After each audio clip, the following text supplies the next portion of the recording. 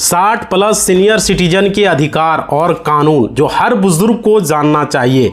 बिल्कुल साथियों, अगर आपकी उम्र 60 वर्ष है या 60 वर्ष से अधिक है और आपके घर में दादा दादी, माता पिता, चाचा चाची या नाना नानी कोई अन्य जो है वरिष्ठ नागरिक हैं यानी कि सीनियर सिटीजन हैं, तो ये जानकारी बेहद ही काम का होने वाली है, क्योंकि भारत में लाखों करोड़ों जो है सीनियर सिटीजन जो है अपने अधिकारों को नहीं जानते हैं और लगातार जो है अधिकार नहीं जानने के कारण वो आर्थिक जो है, मानसिक और पारिवारिक शोषण का जो है शिकार हो रहे हैं और वो शोषण उसके साथ हो रहा है साथियों।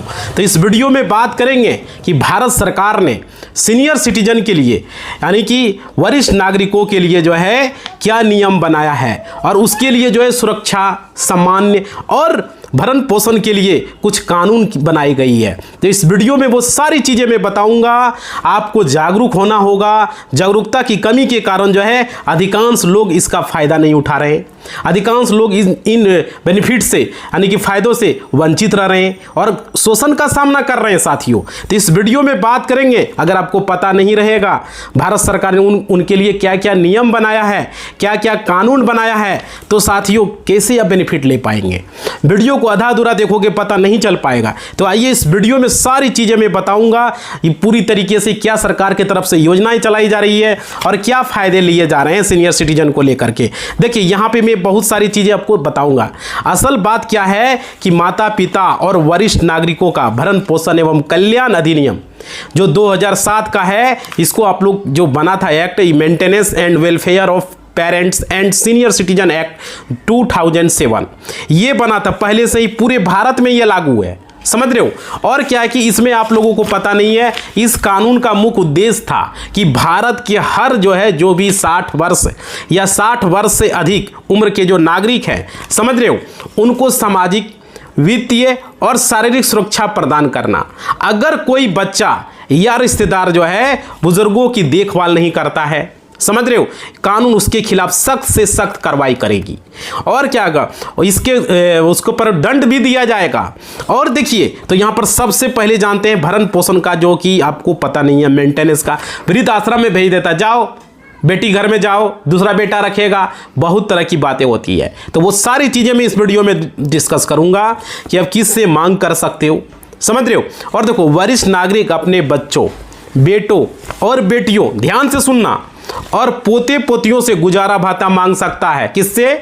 बच्चों से, अपना जो बेटा है या बेटी है या अपने पोता है, पोती है, मांग सकता है। कौन? वरिष्ठ नागरिक। और क्या, यदि बुजुर्ग के कोई संतान नहीं है, मान लीजिए वो बुजुर्ग है, सीनियर सिटीजन है, उसको कोई बेटा बेटी नहीं हुआ, तो उनके रिश्तेदार से भी मांग कर सकते हैं जो भविष्य में उनकी संपत्ति के वारिस बनने वाले हैं। जो कहेगा ये संपत्ति चाहिए, हम लेना चाह रहे हैं, तो उनसे वो मांग सकते हैं, रिश्तेदार से मांग सकते हैं अगर उनको कोई बच्चा नहीं हुआ है तो, समझ रहे हो।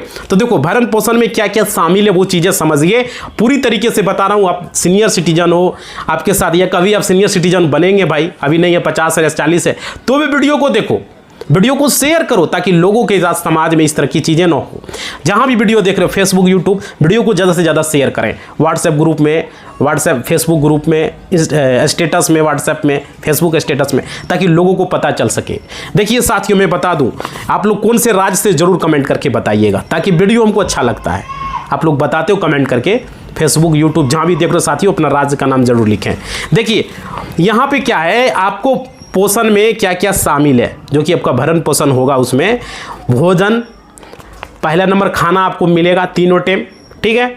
उसके बाद कपड़ा ले सकते हो, रहने का मकान, आपका पर्सनल मकान मिलेगा आपको, और इलाज का पूरा खर्च, बीमार होइएगा उसका दवा जो भी है, डॉक्टर वगैरह का सारा चीज़ उसको देना होगा। ये चीज़ें शामिल है भरण पोषण में। वो अपने बेटे से, पोते से, पोती से, अपना जो भी है आप मांग सकते हो, समझ रहे हो। रिश्तेदार से इसलिए कि वो वारिस बनने वाले हैं, जो लेने वाले हैं, है ना। अब देखिए यहाँ पर क्या है, सबसे बड़ा सवाल क्या है कि अब कितना पैसा मिलता है साथियों। देखिए, ट्रिब्यूनल के माध्यम से बच्चों को हर महीने गुजारा भत्ता देने का आदेश जारी किया जाता है, जो आपके बेटे बेटी हैं उनको। मतलब कि अगर बच्चे आदेश के बाद भी अगर भुगतान नहीं करते हैं, अगर वो पैसा नहीं देते हैं, तो उन्हें जेल तक भी हो सकती है, क्योंकि ये जो एक्ट बना है, ये सेवा करना सीनियर सिटीजन का बेहद ज़रूरी है, जो कि आप लोगों को पता नहीं है। कल के समय में बेटा बहू घर से बाहर निकाल देता है, समझ रहे, खाने के लिए रोटी नहीं देता है, 2 रोटी खाता खाता कितना रोटी खा रहा है। ऐसे भी समाज में नासूर लोग हैं, समझ रहे हो। अब देखिए मैं बता दूं दोस्तों, बहुत से हम देखते हैं समाज में इधर उधर लोगों में होता है लड़ाई झगड़ा, बोलते रहे वो मार रहा अपने पिता को, मार रहा अपना माता को, समझ रहे हो साथियों, ये गलत बात है। वीडियो देख रहे हो तो ऐसे आप लोग मत करो। वही माता पिता एक दिन आपको गोदी में खिलाया, बड़ा किया, रखा, तब इतना बड़े हो गए, भले आप कितनों पैसा कमा रहे हो, लेकिन भाई आपका माता पिता ने आपको बड़ा किया। तो माता पिता का उम्र जब 60 वर्ष हो जाता है तो वो बच्चा हो जाता है, समझ रहे। बच्चे समझ लो कि आपको सेवा जो किया 10-20 साल, 20 साल, लास्ट में 20 साल आप कर दीजिए, 60 के बाद 80 तक तो बचेगा ही नहीं, मैक्सिमम 80 तक बचेगा, तो करिए 20-25 साल तक आपका सेवा करके आपको खिलाया, बड़ा किया, समझ रहे हो। तो ये चीज़ें, लेकिन यह आपको कानून अधिकार जो है कोई भीख नहीं है कि माता पिता आपसे भीख मांग रहा है या भीख में उसका सेवा करोगे, समझ रहे हो भाई। ये एहसान भी नहीं है, एहसान भी मत समझना कि आपको 20 साल 25 साल तक पाला पोसा ना, 25 के बाद कमा रहे हो, 20 के बाद, तो फिर आप क्यों नहीं करेंगे। भारत सरकार का कानून है और यहाँ पर एक्ट बना हुआ है। देखिए साथियों, अगर आप आते सबसे महत्वपूर्ण हिस्से पर, देखिए सबसे महत्वपूर्ण हिस्से क्या, जिसे बहुत कम लोग जानते हैं, धारा 23 सेक्शन 23 की ताकत। यहाँ पे समझिए क्या है, अक्सर देखा जाता है कि माता पिता जो है अपने बच्चों के नाम मकान या ज़मीन ट्रांसफ़र कर देते हैं। बच्चे मीठ मीठ बोल के खिलाने लगते हैं, पैर दबाने लगते हैं, पूरा सेवा करने लगते हैं और अपने नाम से ज़मीन का या मकान ट्रांसफ़र करवा लेते हैं साथियों, समझ रहे। और देखिए संपत्ति मिलने के बाद बच्चे क्या करते हैं, माता पिता को घर से बाहर निकाल देते हैं और उनकी देखभाल करना बंद कर देते हैं, उनको खाना देना बंद करते, बोलता है जाओ वृद्धाश्रम में जाके रहो, यहाँ पर तुमको कौन रखेगा, ये तुम्हारा घर नहीं है, जाओ निकलो यहाँ घर से। बेटा पुतो सब कोई निकाल देता है साथियों। ऐसा आपने देखा है, नासुर लोग, ऐसे मूर्ख लोग, बेवकूफ़ लोग अपने माता पिता को, सरकार जब नियम बनाई है, सरकार का जब कानून है, तो आप क्यों नहीं रखोगे भाई, समझ रहे हो। अब देखिए ऐसे लोगों को मैं मूर्ख और बेवकूफ़ कहता हूँ, क्योंकि भाई वही पिता आपको बड़ा किया, वही माता आपको बड़ा किया, 20 साल 25 साल तक आपका सेवा किया, लास्ट में 60 साल के बाद जब वो काम नहीं कर पा रहा है, तब उसको खाना नहीं दे रहे हो, घर में रहने नहीं दे रहे हो, समझ रहे हो। आपके यहाँ कितने लोग कमेंट करके बताइएगा, आपके यहाँ जरूर बताइएगा। देखिए कानून यहाँ पर कहता क्या है वो समझिएगा। अगर आपने अपनी संपत्ति यानी कि घर ज़मीन जो है बच्चों को इस शर्त पर गिफ्ट या ट्रांसफ़र की थी कि वे आपकी देखभाल करेंगे। देखो ट्रांसफ़र करने से पहले इस बात को समझ लीजिए, तभी कभी गलती हो सकती है, बहू हो सकता है, बेटा हो सकता है, पोता हो सकता है, उस तरह निकल जाए, समझ रहे हो। इसलिए किसी पर भरोसा नहीं करना। अगर ट्रांसफ़र कर ही रहे हो तो वहाँ पर इसमें ज़रूर लिखना कि गिफ्ट या ट्रांसफ़र की गई देखभाल करेंगे, और वो बाद में ऐसा अगर नहीं करते हैं तो वो आप जो है एसडीएम यानी कि ट्रिब्यूनल में आवेदन देकर उस प्रॉपर्टी को जो है ट्रांसफ़र या गिफ्ट डीड को पूरी तरीके से वॉइड यानी करवा सकते हो, मतलब कि उसको रद्द करवा सकते हो। तो जब भी आप करें तो उसमें इस चीज़ को लिख दें कि बच्चे हमारी देखभाल करेंगे, अगर देखभाल नहीं करते हैं तो इस संपत्ति को हम जो है रद्द करवा सकते हैं, हम अपने नाम पर ट्रांसफ़र करवा सकते हैं दोबारा से। तभी आप ट्रांसफ़र करें, तभी आप जो है प्रॉपर्टी ट्रांसफ़र या गिफ्ट डीड जो भी चीज़ें करें इस शर्त पर करें कि बच्चे हमारी देखभाल अगर नहीं करेंगे तो जो है हम ये संपत्ति को, ये गिफ्ट डीड को या प्रॉपर्टी ट्रांसफ़र को हम रद्द करवा सकते हैं, जब चाहे तब रद्द करवा सकते हैं। इतना एक लाइन जरूर लिखवा देना है, समझ रहे हो। ज़बरदस्ती करा करिए दो तब ये चीज़ें मेंशन करना है, पहले तो करने के लिए नहीं गछना है। अगर कर भी दिया तो ये चीज़ें एक लाइन में जरूर मेंशन करवा देना है। अब आगे देखिए, संपत्ति वापस आपके नाम आ जाएगी अगर ये चीज़ आप लिखवा दोगे। और बच्चे अगर आपको घर खाली करना पड़ेगा, जैसे ज़बरदस्ती घर आपको खाली करवा रहे हैं तो भाई अब कैंसिल हो जाएगा, बच्चों को ही घर खाली करना होगा, समझ रहे हो। और क्या देखिए, इसके अलावा देखिए यहाँ पे क्या है, इसके अलावा जो अपडेट है जो कि आप बहुत सारे सीनियर सिटीजन को पता नहीं है, सेक्शन 80 TBT, मतलब इसमें क्या है, सेक्शन 80 TTB में आपको सीनियर सिटीजन को बैंक FD और बचत खाते के ब्याज पर 50,000 तक की छूट मिलती है। मतलब कि यानी कि 50,000 तक के ब्याज पर TDS आपका नहीं काटा जाएगा, समझ लीजिए साथियों। और क्या, यहाँ पर फॉर्म 15 या पहले चलता था सीनियर सिटीजन के लिए, लेकिन अब इसको बदल दिया गया, अब एक ही फॉर्म कर दिया गया। पहले 15S और 15G चलता था, फॉर्म 15G, लेकिन अब उस फॉर्म को बदल दिया, क्योंकि अलग अलग फॉर्म रखना संभव नहीं था, एक ही फॉर्म कर दिया गया, फॉर्म 121 यानी फॉर्म 121।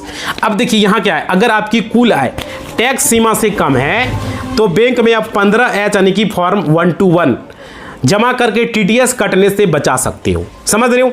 अब देखिए यहाँ पर क्या सेक्शन 80D में क्या कहा गया है वो चीज़ें समझिए। देखिए मेडिकल इंश्योरेंस या स्वास्थ्य जांच पर 50,000 तक की टैक्स छूट मिलती है।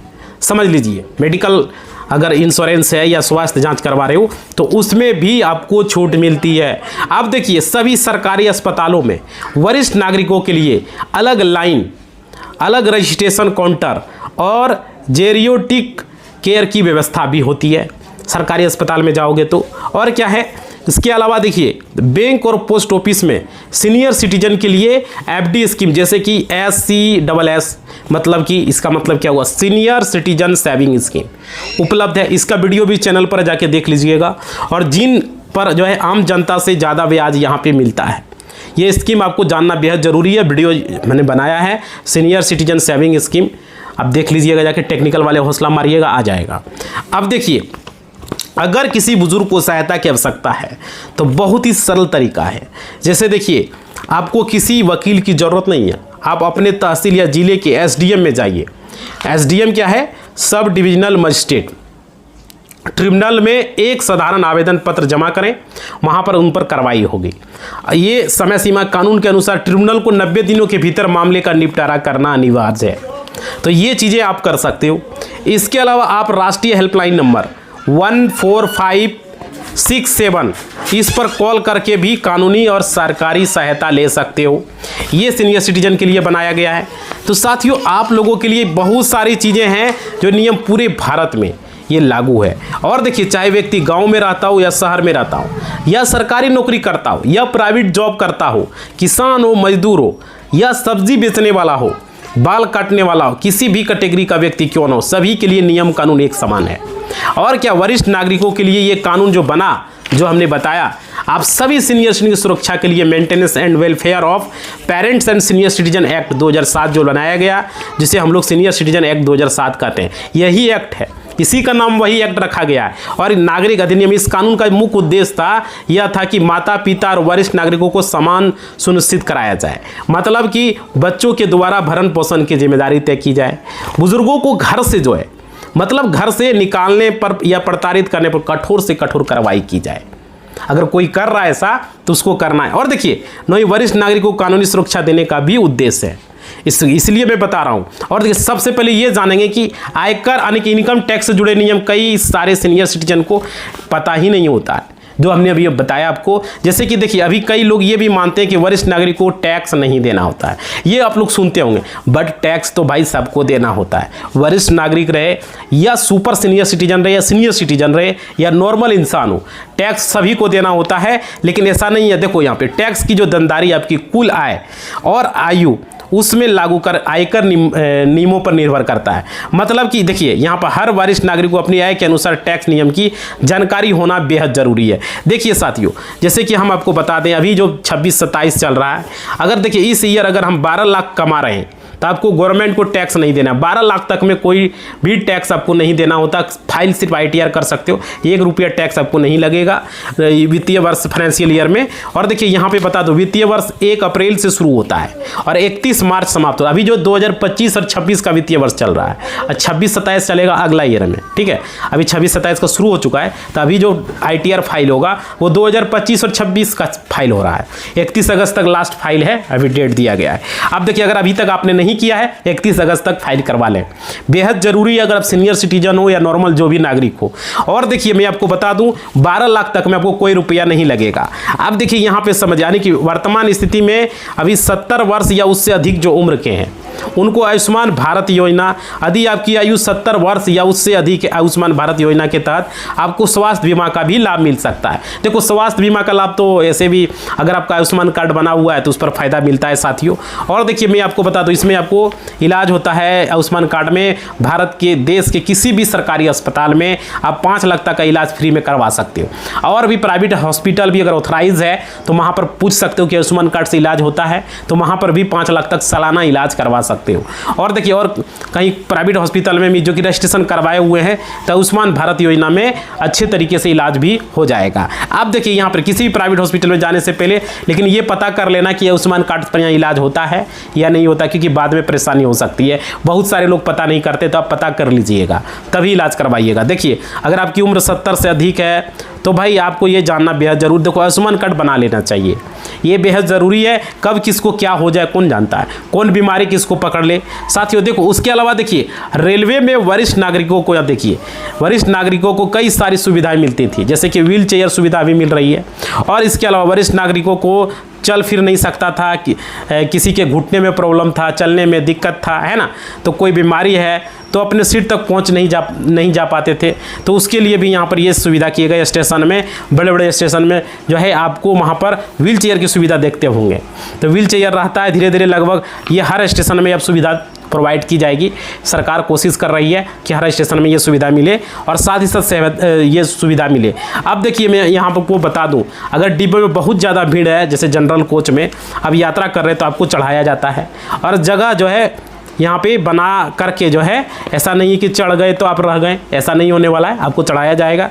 बहुत सारे लोग जो बुजुर्ग होते हैं वो सीट पर चढ़ नहीं पाते हैं। ट्रेनों में जो है छूट होती है, अब ऐसा नहीं होगा, कई मतलब छूट जाती है ट्रेन, तो देखो स्टेशनों पर ये सहायता आपको मिलती है। लोअर बर्थ आवंटन विशेष प्रावधान है लोअर बर्थ सीनियर सिटीजन को देने का, समझ रहे हो। तो इसलिए यहाँ पे रिजर्वेशन कोटा जो है अगर नहीं है तो लोअर बर्थ में आप अगर बुक कराए हैं रिजर्वेशन कोटा में तो लोअर बर्थ आपको यदि आवश्यकता हो तो स्टेशन मास्टर से, रेलवे हेल्प डेस्क से आप सहायता ले सकते हो, क्योंकि बैंक में वरिष्ठ नागरिकों के अधिकांश जो है विशेष सुविधा उपलब्ध कर, जैसे कि अलग काउंटर है ना, आपको इधर उधर भटकाया नहीं जाएगा, अलग काउंटर आपके लिए बना है उसी में जिसमें बैठने की व्यवस्था हो, समझ रहे हो। और बैंकिंग की भी सुविधा, आप कॉल करके बैंक की कर्मचारी अधिकारी आपके काम जरूर करेंगे, कॉल करके आप घर भी बुला सकते हो, बैंक मित्र वगैरह आता है, समझ रहे हो, जिसको कि हम लोग कहते हैं डोर स्टेप बैंकिंग सुविधा। इसके बारे में पता कर सकते हो कस्टमर केयर में कॉल करके। और देखिए वरिष्ठ नागरिक की सुविधा है। और साथ ही साथ मैं आपको बता दूँ साथियों, यदि माता पिता पर आप ध्यान नहीं रखते हो, ऐसे में जो नियम है, बेटा बेटी अपने माता पिता का अगर भरण पोषण नहीं करते हैं, समझ रहे हो, तो उन्हें भोजन दवा या रहने की सुविधा नहीं देते हैं, तो वरिष्ठ नागरिक कानून के तहत कार्रवाई भी हो सकती है। इस बात को आप लोग समझ लीजिए, क्योंकि इस वीडियो में मैं आपको बता रहा हूँ कई सारे लोग ऐसा करते हैं। और देखो मेंटेनेंस ट्रिब्यूनल में आवेदन तक के बच्चे जो है, बच्चे से मासिक जो आपका है भरण पोषण मांग कर सकते हो, समझ रहे हो। और यदि आपको घर से निकाल दिया जाए तो वरिष्ठ नागरिक चाहे तो 60 साल हो, 70 साल हो, है ना, 75 हो, ज़्यादा हो, अगर घर से निकाल दिया जा रहा है, संपत्ति हड़पने की कोशिश की जा रही है, तो भाई आप शारीरिक रूप से प्रताड़ित किया जा रहा है, तो अब अधिकारी या पुलिस में कंप्लेन भी कर सकते हो, चाहे वो बेटा रहे, बेटी रहे, पुतो रहे, जो भी रहे, समझ। जरूरत पड़ने पर आप कोर्ट का दरवाजा भी खटखटा सकते हो, आपको सेवाएं दी जाएगी, समझ रहे हो। और देखिए यहाँ पर वरिष्ठ नागरिक का अधिकार यदि मकान या जमीन में उनके नाम पर है तो जीवन काल में उसके मालिक वही रहते हैं, याद रखिएगा, समझ रहे हो। तो इस चीज़ को आप लोग समझिए, अगर अपनी इच्छा से ज़मीन को वो बेच सकते हैं, जब चाहे जितना ज़मीन चाहे वो बेच सकते हैं, दान कर सकते हैं, वसीयत बना सकते हैं किसी और को, और उनकी ये पर्सनल चॉइस होती है, ये नहीं कि आपके मन पर वो चलेंगे, समझ रहे हो। यदि बच्चे ने सेवा की शर्त पर संपत्ति ली है, समझ रहे हो, तो बाद में माता पिता की देखभाल अगर नहीं करेंगे तो ये संपत्ति वापस हो जाएगी, तो भाई ये चीज़ें हो सकती है, बाद में वो वापस ले सकते हैं, समझ रहे हो। तो जो संपत्ति बच्चे कोई नाम कर दिए वो रद्द हो सकता है, कैंसिल हो सकता है ना, वो वापस अपने नाम करवा सकते हैं। और देखिए सीनियर सिटीजन के साथ कई सारे लोग हैं जो मुफ्त में कानूनी सहायता है आपको मिलती है। सीनियर सिटीजन को वकील को फीस देने की ज़रूरत नहीं होती है, लोक अदालत चलता है, वहाँ पे जाके जानकारी ले सकते हो, समझ रहे, जो कि जिला न्यायालय परिसर में जाकर के कचहरी के पास आपका कोर्ट होता है, जो कि जिसको हम लोग जिला विधिक सेवा प्राधिकरण कहते हैं, उसके नाम से ये होता है कार्यालय। वहाँ पर जाकर के अब मुफ्त में कानूनी सलाह, कोई जानकारी लेना हो ले सकते हो, मुफ्त में आपको वकील भी मिल जाता है। खास करके सीनियर सिटीजन को अगर कोई प्रताड़ित कर रहा है, भरण पोषण नहीं हो रहा है उसका, तो ये चीज़ें वहाँ पता कर सकते हो, केस भी कर सकते हो साथियों।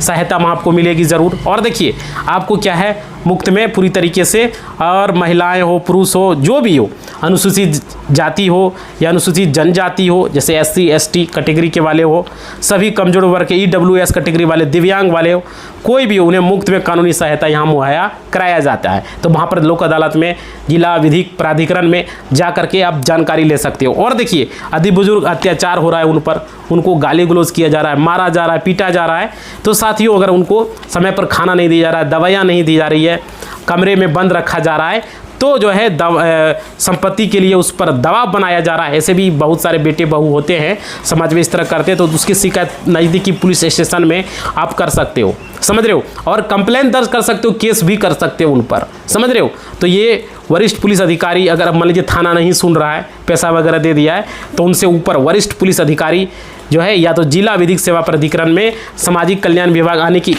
जो आपका सारे जो विभाग हैं वहाँ पर जाकर के आप कंप्लेन कर सकते हो, शिकायत कर सकते हो।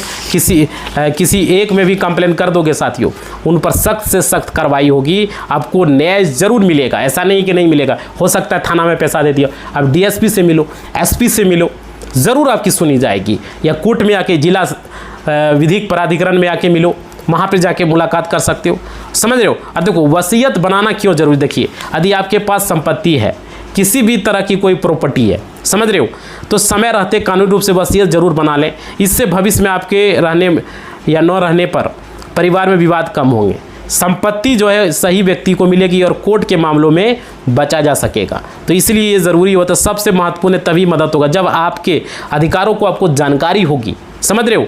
यदि आप वरिष्ठ नागरिक हैं और अपने अधिकारों को जो है जानिए, किसी से डरिए मत, कंप्लेन करने से डरिए मत। वरिष्ठ नागरिक लोग क्या करते हैं, बेटा पुतों को ऐसे ही छोड़ दे रहा है, टाइम पर खाना नहीं दे रहा है, कोई बात नहीं, बेटी घर हम नहीं जाएंगे, ऐसे भी लोग हैं, तो उनको परेशानी होती है।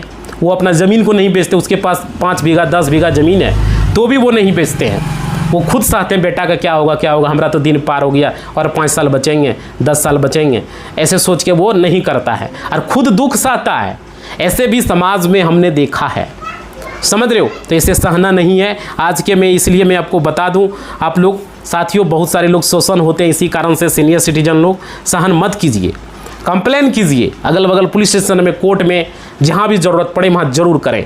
तो आप लोग बताइए आपके समाज में है इस तरह का हो रहा है, अगल बगल कमेंट करके, और कौन से राज्य से हो हमें कमेंट बॉक्स में ज़रूर लिखिएगा, ताकि हमें अच्छा लगे। इस तरह का वीडियो लगातार आप लोगों के लिए बनाए। देखो समाज में जो बुराइयां हो रही है, जो सीनियर सिटीजन के साथ बहुत सारे, ये नहीं करें, देखो 100 में 50% के साथ ठीक होता है, 50% जो सीनियर सिटीजन उसके बेटे बेटी पोता पोती या उसका क्या बोलते हो पुतो, उसके साथ अत्याचार करते हैं, समझ रहे हो। तो ये चीज़ें हैं, तो ये नहीं होनी चाहिए। आप लोग कमेंट करके बताइए ये गलत है या नहीं है, समझ रहे हो। टाइम पर खाना न देना, सेवा न करना, है ना, तो ये चीज़ें समाज के लिए क्या बोलते हैं, वो आदमी गिर जाता है जो नहीं करता है। तो आप लोग सारे लोग कमेंट करके बताइए कौन से राज्य से हो, और फेसबुक पर देख रहे थे तो फॉलो करें, लाइक करें, कमेंट करें, यूट्यूब पर देख रहे हैं तो वहाँ सब्सक्राइब करें, लाइक करें और घंटी को दबाएं। कमेंट करके ज़रूर बताएं वीडियो को कहाँ तक आप लोग वीडियो को देखें, ठीक है। धन्यवाद।